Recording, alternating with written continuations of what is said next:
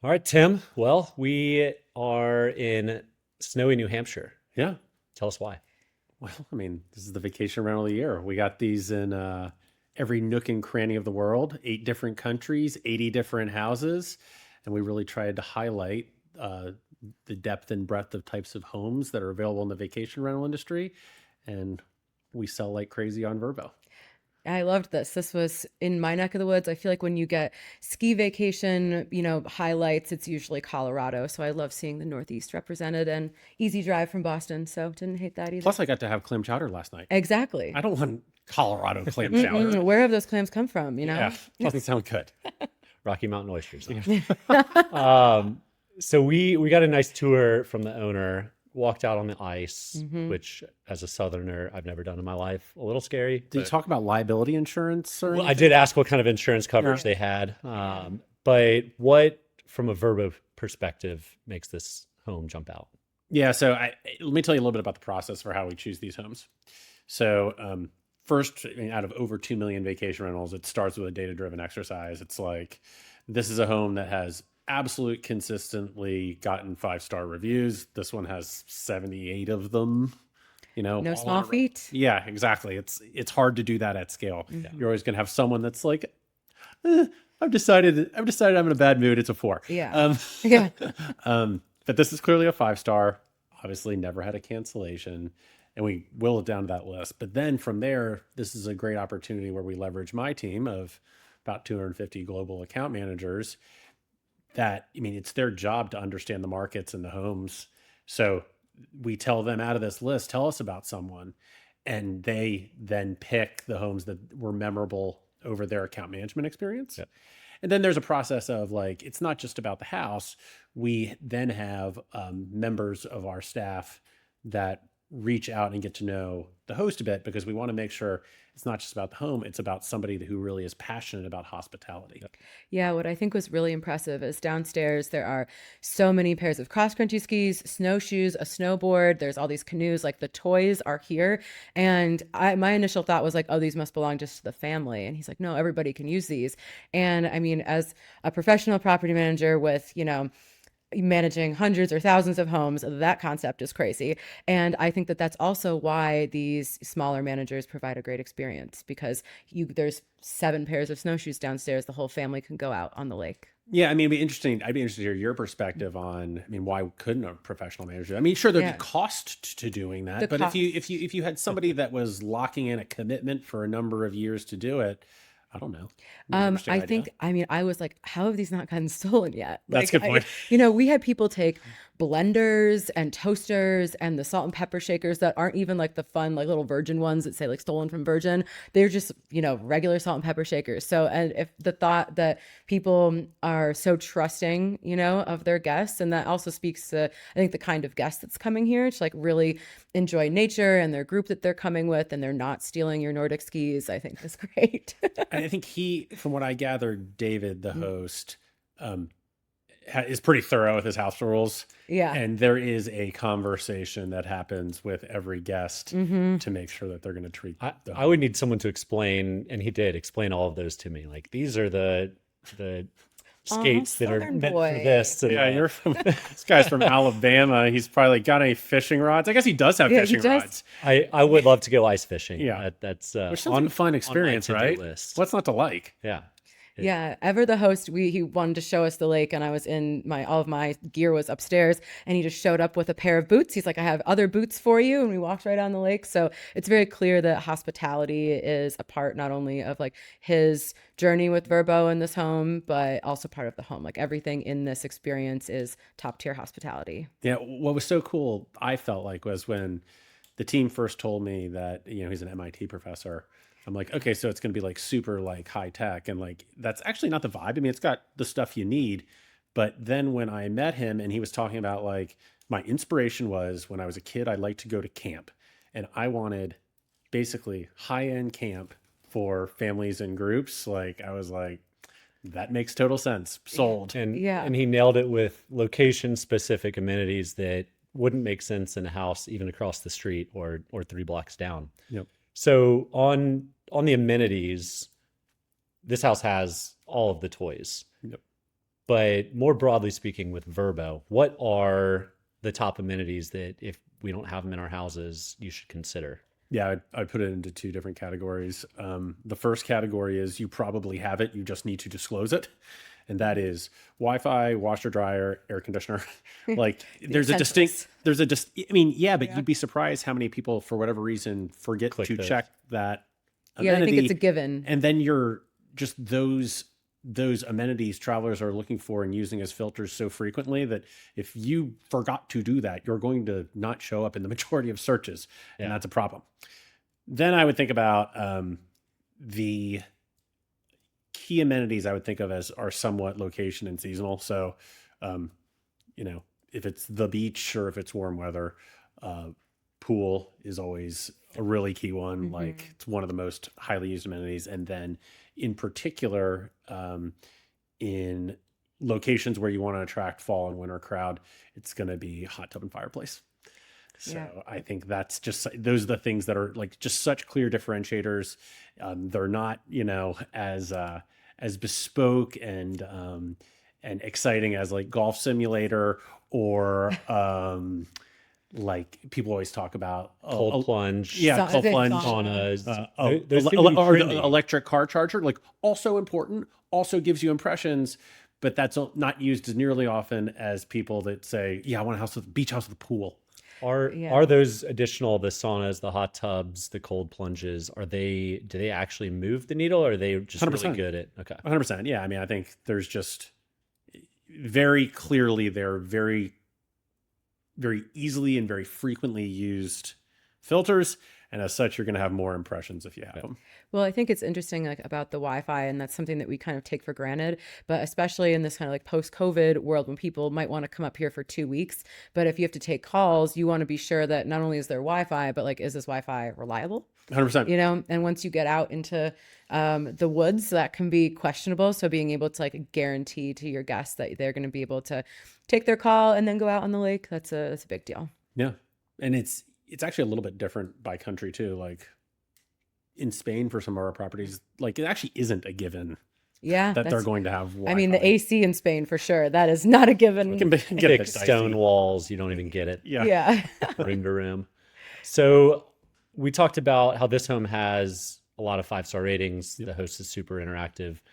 Aside from amenities, what are some of the best ways to actually boost your rankings or be higher in the algorithm? Yeah, I mean, it always starts with delivery of quality of experience, which is where really the cancellations and the reviews come in. But beyond that, I would say it's about demonstration of value. And the easiest way to do that is via promotions. Okay. So for promotions, I guess it was last June, we launched early bird promotions, last minute promotions, mobile promotions, and member only deals. And what we've seen is that properties that are using these new promotions are converting 40% better than those that don't. So what's the average promotion? I don't know that I'm at liberty to speak to what's average, but I can tell you that the typical one that we use as entry level is 10%. Okay. And worth noting, the 4 I mentioned don't stack on top of each other. So we'll just take the largest of the ones that are eligible. However, if you get a week-long stay and you have a week-long discount of 10% length of stay, and then you have one of those promotions, they would stack. So it's critical that you understand what seasons you're using them, what market you're in, because you know you certainly could understand if you were in the Northeast, where you kind of have like a 12-week season, and every booking you have has a 20% discount, that might be a problem. Yeah. So we just, you know, we're here to have a conversation with you about how you're going to demonstrate value versus other properties while also, you know, driving the cash flow that you want out of the business. Yeah. And I think it's great for managers that are like, okay, how do I get that shoulder season or even off season? It's like, okay, let's be creative. If you were going to get no revenue, maybe you have a steeper last minute booking or early bird for these types of, you know, periods of the year to kind of encourage that booking, which that we were talking about this earlier.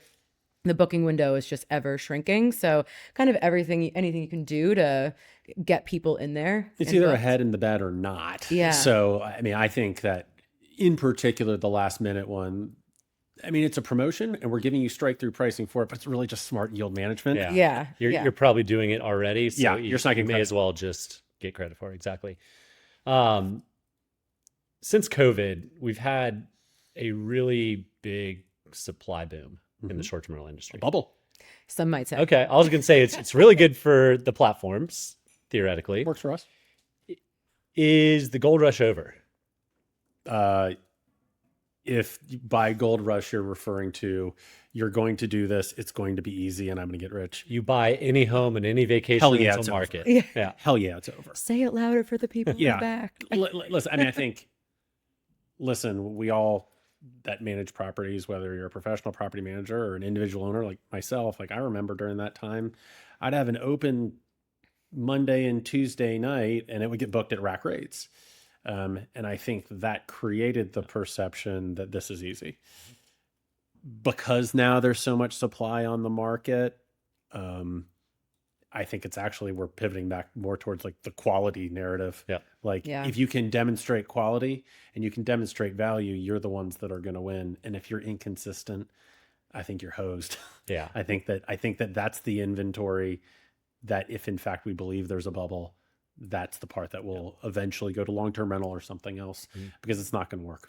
I feel like any PMs that are dealing with frustrated owners should send them this clip, because I think there is this kind of unrealistic expectation when people are either like, well, in 2021 and 2022, we were making blah, blah, blah, blah, blah. And it's like, well, there is a kind of a different reality now. And also to your point about quality and consistency, if owners aren't willing to kind of now reinvest, maybe 5 years after they bought the property, it's time to refresh things. Like that is important. It is important to have new photos. It is important to replace some things throughout the home to like make sure you keep that quality up, because the people that are providing quality are going to crush you. Yeah, it's amazing Mm-hmm.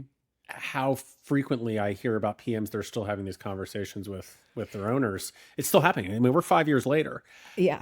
Owners bought at peak prices, at peak interest Peak rates, and The math then changed, folks. math changed big Yeah. time on both sides, right? Yeah. They can't sell the house for what they bought it for, and they're not making what they might have made in year one or that they were told they were going to make. But yeah, I think, and I've heard Vrbo talk about this a little bit, but we certainly seem to be in the quality over quantity phase. We've 100%. pushed the quality or quantity as far as we can. Demand is still growing, but it's not growing at the same pace that supply is growing. Our business is doing absolutely amazing. Does that mean that the average owner is making more than they ever have? Yeah. Not necessarily. Yeah. Almost certainly not. Yeah. And, what I would also say is like, I believe in the state that we are in the industry, that the quantity of properties that you have is totally a vanity metric, whether you're an OTA or you are a property manager. It's actually more about having enough selection so that there's something really good on the shelf when the traveler comes. Mm-hmm. And then when the traveler actually stays at the property, it's an amazing experience because that's good for the property management brand, or that's good for Vrbo, for us as an OTA. Every time there's a bad experience, that's bad for a PM, it's bad for OTA, it's bad for the category, which is why anybody that's shouting from the mountaintops about X number of units they have, I'm kind of like, I don't care. Yeah. Plus all the VCs that cared about that changed their tune. So Yeah. None of them are around anymore. well, and that's, I think it's important also, we were talking about promotions, right? And all these different things that you can do. It's important that people understand the OTA game. Like there is a way when you bring a property online that, to get as many good reviews as you can, there is a pricing strategy and a promotion strategy. And it's interesting that since I've changed companies, there is this reluctance I've discovered among homeowners to do any of that. They're like, no, this is the rate we're going to start with. You can't discount until a certain percentage or whatever. And it's like, no, there's a reason why this happens. Like we want to position you for the long term on Vrbo. And these are kind of some of the things you got to do to make sure you get the guests in there right away. I would just ask that owner, like, do you stay at vacation rentals? They'd be like, uh-huh. Well, would you book one that has no reviews? Well, I don't know. Probably only if it was discounted. Bingo. Yeah, right. Exactly. For the right price. That's the thing. And like, even, being in the industry for a long time, when I go to book a home, I am immediately the number of reviews, even if they have maybe a slightly lower score. If someone has like a 4.79, but they have like 200 reviews, I'm like, okay, let's take a look. They've been in the game for a while. They've been in the game for a while. And also, let's see if they made some improvements on those reviews. How have they responded? And I think that's if you have 2 reviews and you're like, it really still uncertainty. So it is, I think we are in this, so we know how to be sophisticated when we're looking as a traveler. But I think it's also important to educate homeowners. Like, this is how you are being perceived on the other side. Yeah, it's no different than hotels. I mean, hotels that have been this hotel that we're staying at up here has been around for 125 years. So it's going to have reviews for as long as the internet has been around, but it's really about what's happened most recently. And I do think that's a delineation that a lot of us in the travel space apply to hotels, but don't necessarily apply to short-term rentals. And we just look at the broad filters, not actually what's been going on lately. Yeah. And it could be a new owner, it could be new furniture, it could be a new management company. That listing could have passed hands, but it is I mean, all the factors are important, but quality right now with reviews, there's more supply than ever to choose from. So the traveler has all the options. Yeah. And I mean, one thing I would say that's different than the hotel category typically, though, is the hotel categories have major brands that have a standard that you recognize. And I would say that there are certain vacation rental companies that are trying to institute things like that. And Vrbo certainly, we're leaning into certain standards in terms of accept your bookings and don't cancel them. Yep. But the vacation rental category for years has not had a ton of standards. Yep. And I think that's why the online content and the reviews is even more important. And the opportunity for everybody to lean into a standard for our industry. Yeah, I was about to say, is it time for third-party industry standards? I know you guys are working on some, which is great, and we know that's going to play into algorithms and whatnot, but it sounds like you're saying there's a call for the industry to now figure out as a collective how to proceed. I think one way or another, I mean, listen, all of the studies that we did indicate that the primary bad vibes that people have around vacation rentals is it's just uncertainty. I don't know if it's first of all, I don't know if the property even real or exists. I have no idea if the host is going to cancel on me. I have no idea if when I get there, it's actually going to look like the pictures. And anything that we can do, whether that's through online data or vetting or continued, frankly, policing our industry, that's the right thing to do, especially in the context of there's so much freaking supply out there. Masses. Yeah. We can carve out some supply and we're going to be fine. Yep. Well, and I think that's what our industry, it's particularly challenging because, we're in someone's home right now. Whereas hotels, you're saying there's a certain way this hotel is built and then furnished and there's SOPs and they're same everywhere. But we're dealing with thousands and thousands of homes that were built uniquely in some cases. So I think we have this extra challenge of figuring out, okay, what are the standards that we want everything to have that is possible in all of these different homes? It's hard. There's a reason nobody's quite nailed it yet. I mean, I think we're taking a stab at it from the online experience and data, but you as a PM, I'd be curious to see well, how would you do this? I know that people work with in Haven, for example, because they verify a certain quality of some of the things that are going into the homes. That's probably an interesting opportunity for people to think about the quality of the items in the house. But isn't there also there's a standard operating procedure and a standard of quality that you need for cleaning? Because we know that's the most important thing. Oh my God. And the cleaning, I mean, and when you start getting into a company that has 40 or 50 housekeeping vendors, it's okay, how do we track all of this? And I think honestly, it also comes back to reviews, tying something like housekeeping to the stay and having a leaderboard of, okay, you have this housekeeper is consistently getting 5s. And then the housekeepers or the house cleaning companies that are consistently falling behind, you put them on a PIP, just like you would an employee. And if you in 30 days, you can't do it, then you get rid of them. But it's using data-driven decisions to kind of create those standards, and reviews really I, as a PM, sometimes I'm oh my God, we're a slave to these reviews. And I get a little jaded about it, but then I'm this is actually real-time feedback that we're getting, It is. I would say as a traveler though, I feel inclined to give a 5-star, even if it's not. And so travelers are Some travelers don't feel that way. Maybe not, but I don't think it's a good feedback system. I don't think it is the purest. There's got to be No. a better way for our category. Yeah. I'm still not 100% sure what it is, but Yeah. I've certainly been giving it some thought. I mean, I think, yes, it's a problem that sort of five is the bare minimum, really. Yeah, it's 5 Yeah. or everything else is awful. Yeah. Right. And Yeah. it does create, it does also, I mean, in the law of large numbers, reviews is a decent indicator of quality, we found. I mean, there's a story I'll tell you. There was a property manager of mine that I'm also friends with. And he, a few years ago, when the Premier badge was a little bit different, he lost Premier. And we started digging into why. And we started noticing all these reviews that weren't so great in a very specific area. And he's like, well, that's exactly where I changed the cleaning company. Yeah. Like, it's not, once you do your homework, I think there's still value in there that makes it an okay system. But like, I agree with you. There's probably a better way. Well, and it gives people, you can incentivize different people in your team, right? Like, and empower them to be like, okay, like this is why, like, and you can tie bonus performances to it and things like that. And be like, because this is the other part, like this industry is incredibly laborious and ops is a beatdown a lot of the time. So it's making sure that your staff feels empowered to deliver that experience all the time. And so I think that can also be a good, gauge. But I think sometimes when guests think that the star rating is like a hotel star, and the ones that just drive me insane, I remember seeing like 3 stars, everything was fantastic. And it's like, then why is it 3 stars? And I remember traveling with my mom at one point, and she had booked the stay, and she was like, well, this was great.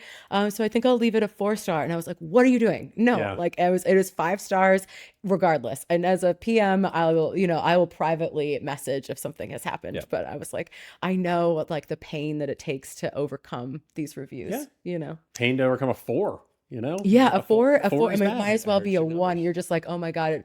At one point we calculated how many 5-star reviews we'd have to get to combat 1 4-star review. And it's yeah. Sounds like something Andreas would do. Oh, for sure. Absolutely. A big part of what Expedia has been putting out over the past year has been the B2B side of things.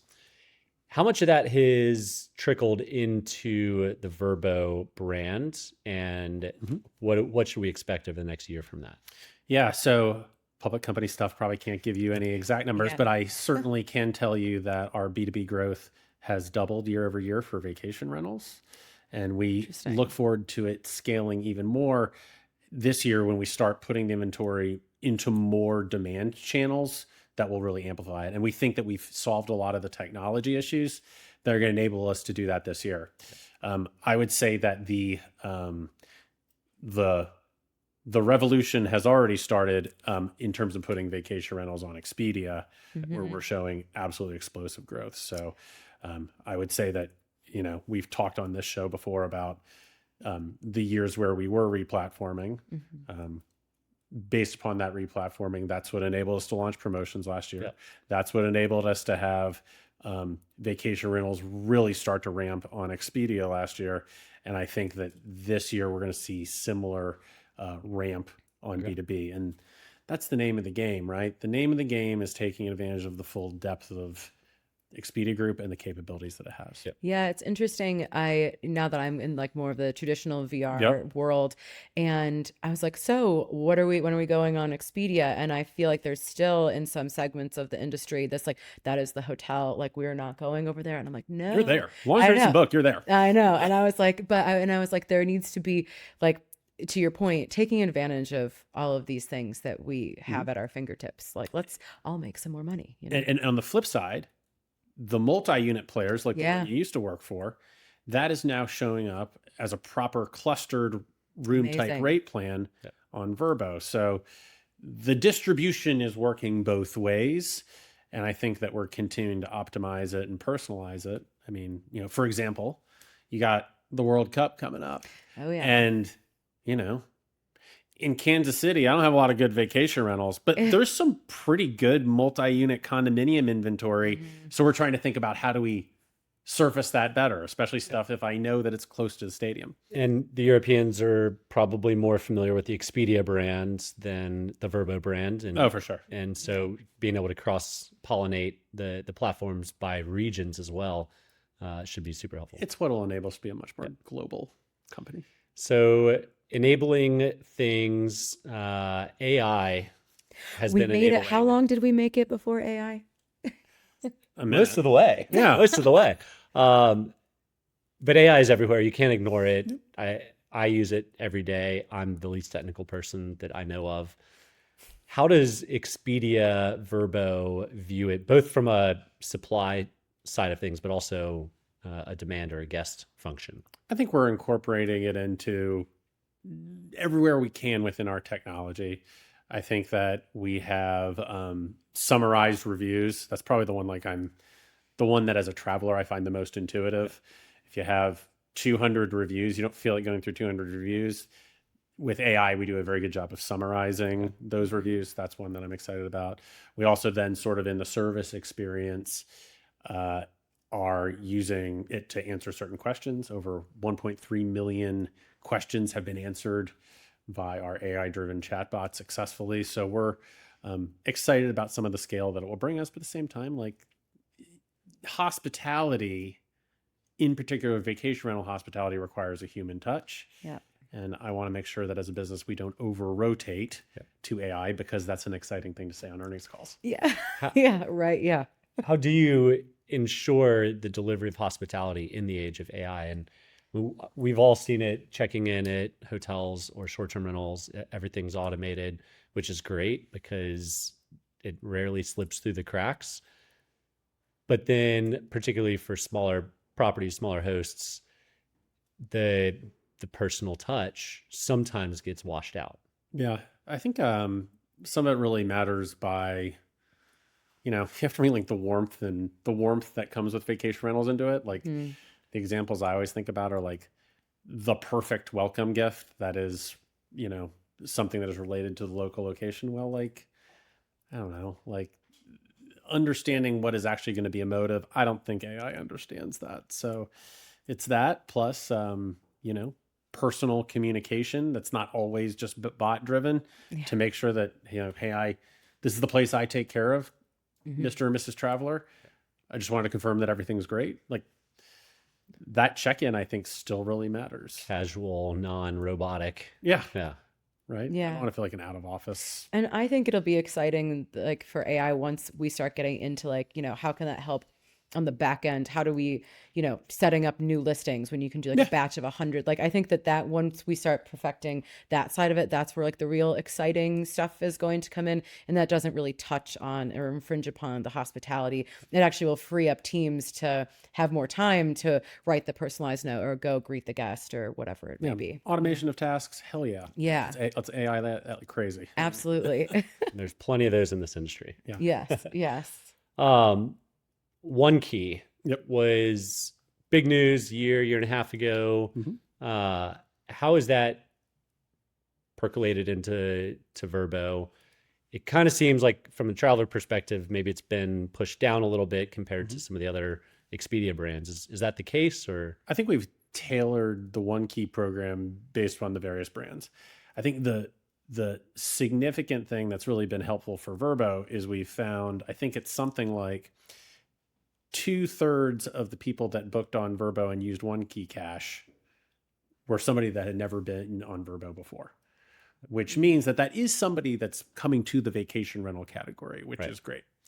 That being said, for people that are actually booking on Vrbo, traditionally it's a brand where people have booked 1 or 2 trips a year, the ski trip, the beach trip. And, because of that, the idea of sending out a bunch of OneKey Cash for somebody that does 1 booking a year, that money was going to be used in a better place by us.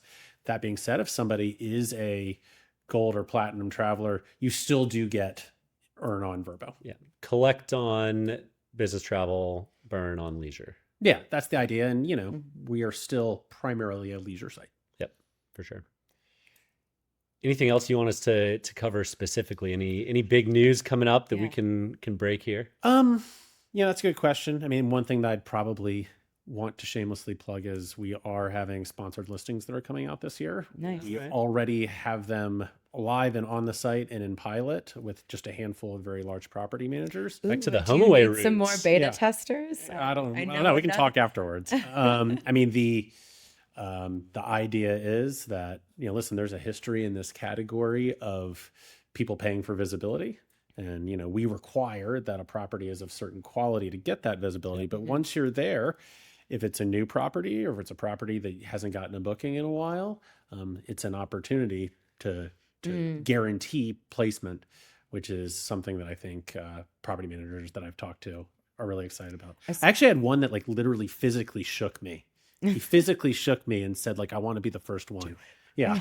I want to know off camera who that was. Yeah. I love that though, especially like if you're like a property that hasn't been booked in a while, because it just becomes this doom loop where like you're on page 12 and like how do you get out of that? And if it's a good property, just has been booked maybe direct or whatever, and it's just lingering back there, it's a great way to And in a time of oversupply, everybody's terrified of churn. yeah. So you guys could have your churn signals and we'll sell you a sponsored listing. Yeah. Boost it. Yeah. So that's one way to boost rankings. Yeah. Back to one of the first questions. Yeah. Coming this year. I know you're a public company, Yep. and we've talked a lot about where some growth is going to come from. What area are you most excited about? The early results that we're seeing on Expedia are really powerful. And you have to remember that the full Expedia group demand is 5x what just Vrbo is. So there's a big addressable market of travelers that we're pursuing there. And I think that we've always had the best supply because we treat suppliers with respect. And we have gone from a place of, after replatforming, of building significantly better technology. And I feel like if we fuel that fire with the full scope of the demand, really amazing things are going to happen for the business. Yeah. I would like throughout the last decade, I think it's been very common, like a common sentiment in the industry that Vrbo and previously HomeAway always kind of treated the PMs the best or the hosts the best. Well, I'll say PMs. And always like face the music in a really great way. Like if there was ever a big update and people hate change, you would announce it and then have your event. Before the conference, not after. Before the conference, I've really always respected that. It's like I'm sure everyone on the Vrbo team is like, buckle up, brace for impact. Trust me. It's exactly. And but Stephanie's nice and busy that time of year. yeah, but I think that that's great because you're like, here, like this change is happening and we're going to come hear your vent session or your pain. And then I've really respected that because not everybody does that. And talk about how we're going to work through this together because we want the best PMs to be successful. But at the same time, there's just dynamics of marketplaces that that are going to continue to evolve. Yeah. Well, Tim, you've been on the show a few times. We've done love it. rapid fire a few times. Appreciate you coming on. Appreciate you bringing us up to New Hampshire as I'm looking outside and it's just dumping snow again. It's gorgeous. It's great. My son is so jealous. But tried to give you some rapid fire questions that we haven't done before. All right. To get to know Tim Rosolio. Oh, God. And Austin for that matter. Okay. I think I know the answer to this one. But what is your favorite restaurant in Austin? It's Commodore because I took you there and we had the bone marrow, and I would recommend that everybody goes and have Bone the marrow taco. I've literally had dreams about these. Yeah. They're so good. So for viewers out there, this is an unpaid sponsorship. Yes. By Commodore. I go there, I take pictures of the bone marrow tacos, and I send it to Mike. And I get jealous. Yeah. I need to go. I haven't been there yet in Austin. All right. So Come on down. we'll You'll love come. it. Yeah, absolutely. Best barbecue place in Austin. The best one's Franklin's, but you have to wait for 5 hours in line. And I waited once. It was a long time. It's a long time. So you can go to Terry Black's and you'll wait for 15 minutes and it will be 85% as good. 1A, 1B. Yeah. You've been to Terry Black's, I right? have. Yeah. Okay. It's good. Yeah. Favorite short-term rental amenity? That's, you know what? I really like the ones that have I went to one that had the big rock. You know the big rock for whiskey? Yeah. Oh, It yeah. had a maker of the big rock, which was a nice So you touch. can make multiple. Yes. Well, if Here you, we go. Yeah, should you, Can't should you just have care one. to? should you care to have more than one beverage? Yeah, no, And that's we that's got a not nice Tim. fireplace here, It'd be a good place. Honestly, fire with like the snow coming in and these big And windows brown liquor, and and a whiskey sounds pretty nice. A nice porter, Yeah. big dark beer. Mm. Let's see. What is one myth that you keep hearing about Vrbo that you want to dispel? I mean, the main one is that Vrbo is just Vrbo. The major one that is why we did all this hard work is this is about everything that Expedia Group has to offer. And that demand is a hell of a lot more than just Vrbo. Yeah. This was the vision of buying HomeAway Vrbo. How many years ago? 8? 10 years ago. 10? 10 years ago, but I think we ran the company for years to a certain extent as like almost like a private equity firm that owned a bunch of OTAs. Separate stack for hotels.com, separate stack for Expedia, separate stack for Vrbo. And because of that independent, we were having independent businesses, which I guess would help you go fast. But in today's day and age, it has to be about the power of the technology as a whole. Okay. Yeah, I have one final question. What's your favorite mountain to ski on? Oh boy. Well, I'm skiing here in New Hampshire this weekend. I do like Deer Valley. Deer Valley's Great nice. choice. And I like that it's Ski only. skiing because there's no snowboarders. I know. That's Pushing the snow. See, I'm in a house divided, so I have to be Yeah. political. And I'm not saying that from a snobby perspective, even though I'm positive that's what it comes across as. Skiers get it. Skiers get it. The snow is different. The snow is different. Yeah. No amateurs are We'll pushing see. it We'll down. maybe get some angry comments with great engagement. Yeah. All right, last one for me. Yeah. And it's a 2-part question.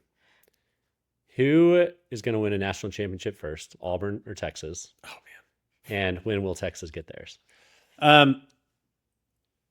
I'm going to try to do this from a relatively objective perspective. We suck, so it's not going to be us anytime soon.